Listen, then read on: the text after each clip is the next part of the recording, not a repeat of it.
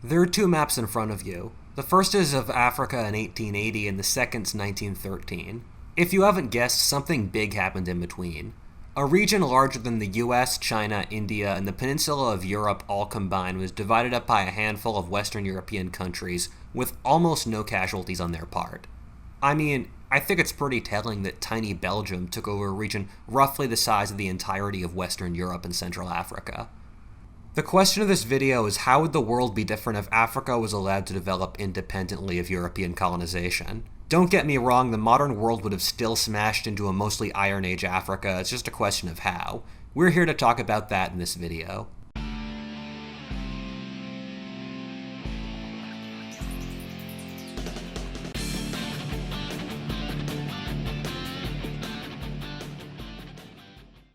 The scramble for Africa was heavily driven by Europe's internal balance of power. In this complex game of kings, there were only a handful of winners. Deal with complex geopolitical situations and nail-biting wars and Conflict of Nations. Conflict of Nations is a free-to-play online player versus player strategy game. Choose almost any country in the world with 128 other players in real-time games that can take weeks to complete. They've got a new Cold War scenario set in the 1980s, which is historically accurate borders and units.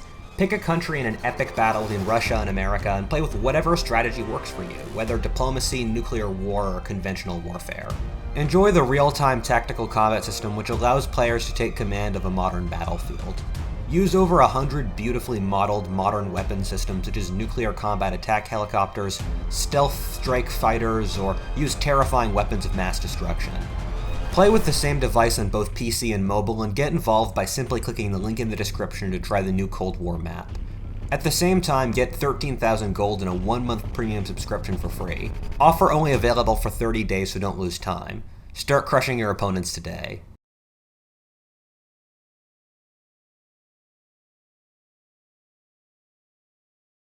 The Europeans have been operating off the coast of Africa for centuries, going back to before Columbus.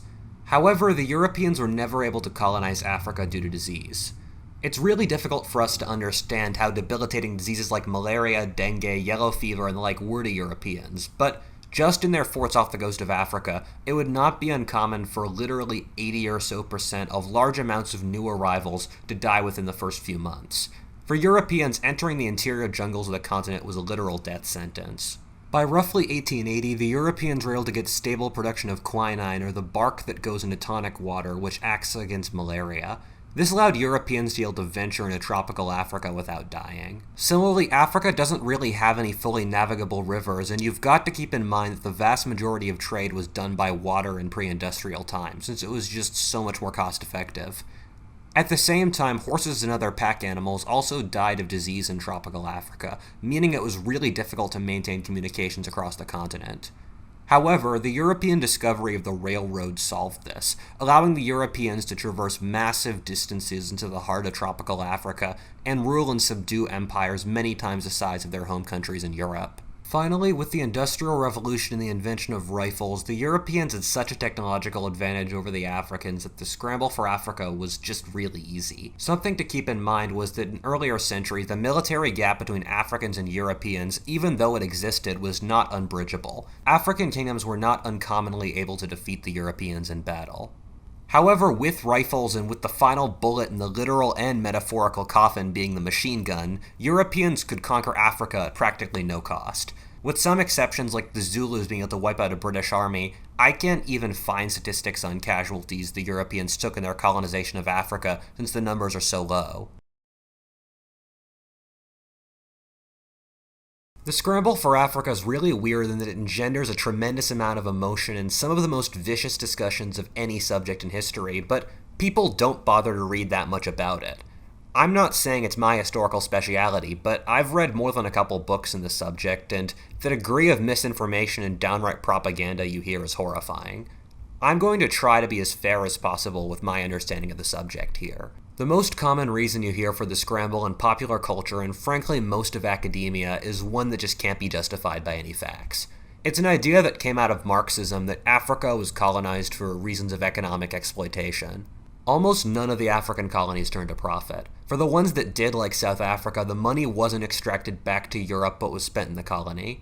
The big exception to this that people like to treat like it's the rule is Leopold's Congo. in which the Belgian evil tyrant brutally exploited the Congo to extract rubber back to Belgium for 20 years, in the process killing 8 million people. However, out of the 54 African countries over a 70-year period, this is the only real case of something like this happening. The African countries were minuscule percentages of Europe's economies. For the British, trade with Africa was less than 2% of their total foreign trade. For France, the country that traded with its African colonies the most, it peaked at 11%. Similarly, European economic conduct in Africa can't be described as fully exploitive. The African colonies before the Great Depression in real terms had free trade in which they could trade with whoever they wanted independently of their home countries.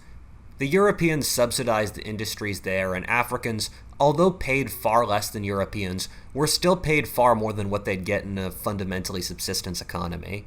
I'm not saying it was a good time either, though. Europeans were often brutally racist, treating Africans with immense condescension and lack of respect. Like every conquest, Europeans massacred, raped, and robbed from Africans to differing degrees depending on the nation. So, what did drive the European colonization of Africa?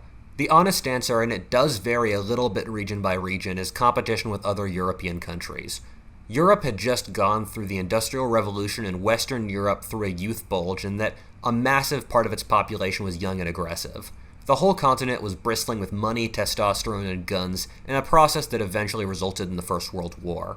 The short answer is that the scramble for Africa started due to competition between France and Germany, which culminated in a tipping point in which European governments felt like they had to claim as much of Africa as possible before their rivals got even more. This is a map of which regions Europeans colonized for fear that another European government would colonize it in turn. Colonialism effectively became a fashion. Countries like Italy took poor stretches of desert to not be left out, and the Americans, a country that's normally pretty anti-colonial, also got in the action with the Philippines. All the Western nations had massive, young, aggressive populations, and so colonialism was popular with voters who liked to see their countries expand on the Atlas. A perfect example of how Africa was colonized for strategic and not economic reasons was that after World War II, when the competition between European countries was stopped by all becoming American allies against the Soviets, decolonization in Africa took within a 10-year period without much real resistance on Europe's part. Similarly, that without Africa, Europe experienced massive economic growth while Africa experienced economic stagnation or active decline for a 30-year period. This one's pretty easy. Just prevent the FOMO from reaching a point in which Europeans felt as if they'd divide up the whole continent. You basically have to develop an understanding between the European powers for a generation that colonizing Africa really isn't in anyone's self-interest. The period of really high Western European aggression before World War I only lasted a single generation, and afterwards the Europeans woke up from their drunken stupor with millions of deaths and a declining population. At that point, Africa would generally be safe. The important players here are France and Germany, who, unluckily for us, absolutely despised each other in this era and would have been incapable of negotiating anything since they practically couldn't even stand in the same room. However, both countries had good relations with Britain, which was by far the most powerful colonial and naval power. The British, working with Bismarck, Germany's minister in this world, mastermind a situation that keeps the Germans and French from going hard in Africa. The Europeans stay involved around the coast of Africa but never feel the need to exert political influence to the heart of the continent. Even without direct political influence, we're still in the modern world here. We're entering the era of airplanes, for example. Africa wouldn't be able to reign purely dark forever. That being said, Africa would be a lot more disconnected from the rest of the world than it was in our timeline. There wouldn't be any trains. Trains require a lot of money, technical skill, and political organization, which Africa would have none of. Africa also doesn't have lots of navigable rivers. This means that the only way to reach inland Africa would be by walking or airplanes, which would mean the continent would be really hard to penetrate. There'd be two main forces pushing Western influence into Africa: religion and weapons. Pre-colonial Africa was a place of incessant military conflict, and over the decades, modern guns would filter into the continent. This would cause a military revolution, as those with guns would have a clear advantage over those without. Control of modern weapons and ammunition would make centralized African governments more powerful, as a handful of machine guns could create an empire. The British, Germans, French, and the like would fund kingdoms in different parts of Africa. The missionaries would be some of the very few white people who'd still be willing to go into deepest Africa. All things considered, the missionaries had a pretty good record in Africa, promoting education, working against some of the more unsavory tribal customs, like intertribal warfare, mutilation, and polygamy, while not really doing a lot of atrocities. This favor was paid back by much of Africa converting to Christianity extremely quickly, with there going from very few African Christians in 1900 to hundreds of millions today. In our world, African Christianity took on a lot of the elements of African society. However, with less direct European influence, this would be even more accentuated in this world. It seems likely that lots of forms of African Christianity would diverge so much as to make outsiders view them as entirely different religions. The European arrival into Africa, but especially the European introduction of wage work, taxes, and cities into most of the continent created a social condition called anomie, or French for atomization. This was since African society was held together by complex systems of interpersonal family and local hierarchies. This whole process would have taken much longer in this world, with Africa taking longer as a whole to move from a tribal to modern social framework. The Europeans already had a couple colonies in Africa that they would still hold on to without the scramble for Africa. Parts of West Africa like Senegal, Sierra Leone, or Gambia had already or were organically in the process of being colonized by the Europeans for economic and social reasons, and that would still happen here. Another example of this was Algeria, which had been a French colony since 1830 and it had an ethnic French population numbering over 1 million.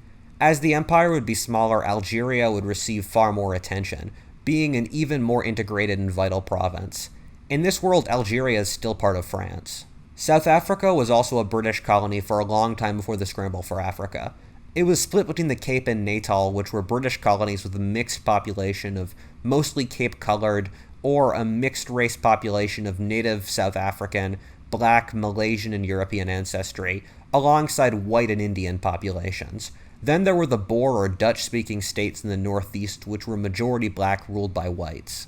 The British conquered the Boers since it was considered essential to their Cape to Cairo strategy, or the British ambition to control Africa from one side to the other.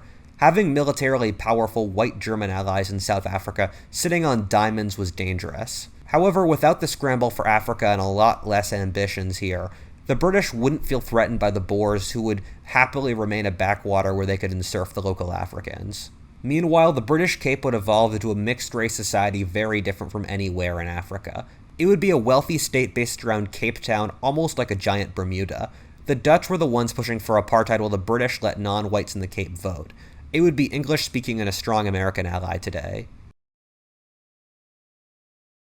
Africa was going through a really profound transition in the 60 or so years before the scramble for Africa. Probably the biggest thing happening in the continent independent of the Europeans was the spread of Islam. Much as people might not believe it, the Muslims were actually going through their own scramble for Africa before the Europeans got involved. The biggest power here was Egypt, which had conquered the Congo and had reached as far south as Uganda and the Democratic Republic of Congo. In our world, the British conquered Egypt to seize the Suez Canal in order to make the trip to India safe, for fear the French would seize the region. I honestly think the Egyptians would have run out of steam and stopped expanding further south in real terms. They had hit the Sud swamps, which are the size of Germany, and had realistically gotten a large enough region for slave trading, which was the big reason for their empire. Egypt was ruled by a dynasty of Albanian origin, which was trying to reform into a more westernized state. In this timeline, that happened, and Egypt follows a trajectory similar to Turkey, with Arab nationalists westernizing the country across the 20th century. Islam was also rapidly expanding in West Africa, with it pushing southwards across the whole region. You'd see state formation on both sides of the religious divide in West Africa, as Muslims would spread south and animists or Christians would form states to resist them. The whole of Africa was going through a political and social crisis in the 19th century. There were massive population movements across the continent and the formation of new states. An example of this going on was in South Africa with Shaka Zulu, in which an enterprising warlord of a minor tribe, the Zulus, created a kick-ass military and united his whole region while committing genocide against his neighbors. This precipitated a massive migration of tribes out of Shaka's region, with some going as far as modern Zambia. This process was writ large across the whole African continent, and if I had to take a guess, I'd say it's because the continent was probably pushing up against how many people it could support, even though Africa itself was pretty lightly populated compared to other continents, with a total population of 140 million in 1900, against 1 billion today, mostly due to inefficient agricultural methods. Similarly, overpopulation would explain the pressure cooker that resulted in state formation with peoples like the Zulus. People don't normally want to be in countries, and when given the choice, normally prefer tribes in which membership is optional, but countries have to exist when there's enough political opposition that you need a country to fight off barbarians or another state that would just conquer you. This is a process called caging. Overpopulation probably created the conditions in which slavery was extremely profitable for Muslim merchants. Slavery was really big business in late 19th century Africa. There were significantly more slaves in the Islamic slave trade than the European, and the norm was for majorities of slaves marched across the Sahara to places like Cairo to die. European explorers consistently saw lots of human bones lining the paths across Africa, and said the slave markets in places like Zanzibar were the most disgusting things they'd ever seen. Eastern coastal Africa was controlled by the Omanis based out of Zanzibar, for example, who had a large slave trading network that extended across the African continent into Angola and the Central Democratic Republic of Congo, depopulating the whole region. As a total, is this Africa better or worse? That's not for me to answer, and that depends on your value system. Africans would have more autonomy and would have built more of their own indigenous social structures, so if you put a heavy emphasis on that, this Africa would look better to you. However, you also have to remember that this Africa would be far less technologically and socially advanced, and that institutions like slavery that the Europeans stopped would continue to thrive. Almost all of these native regimes would be oligarchies. A large effect of the scramble for Africa outside of Africa was that it probably delayed World War I. All that energy that the Europeans put into Africa was being directed away from the European continent itself. I don't think it's a coincidence that World War I broke out right when the last parts of Africa were being divided up. You've got to keep in mind there were loads of times in the previous 20 years when World War I nearly broke out but didn't due to being able to make adjustments in the world system in places like Africa. In this timeline, World War I starts 10 years earlier, which actually has super profound effects. First of all, Russia would be less industrialized and thus less of a threat to Germany, and secondly, Britain wouldn't have joined the Allies. The Germans wouldn't have alienated the British by trying to form a colonial empire and thus get on Britain's turf, and thus Britain stays neutral in this World War I. This means a German victory in which they beat France and Russia. I've made so many German victory in World War I scenarios that I don't really want to get into the details here, but long story short, here's a link to my video on the subject. Germany wages another war to gain supremacy over the European continent, becoming a dominant world power while the rest of the world's divided between America and Japan. What a faultist, and thanks for watching. If you enjoyed that video, please like, comment, subscribe, or stay tuned for additional content. Or alternatively, check out my Instagram or Twitter or my Patreon, where I've got a couple hundred pages written of both my cultural history of America and history of the world. As always, thanks so much for watching and have a great day.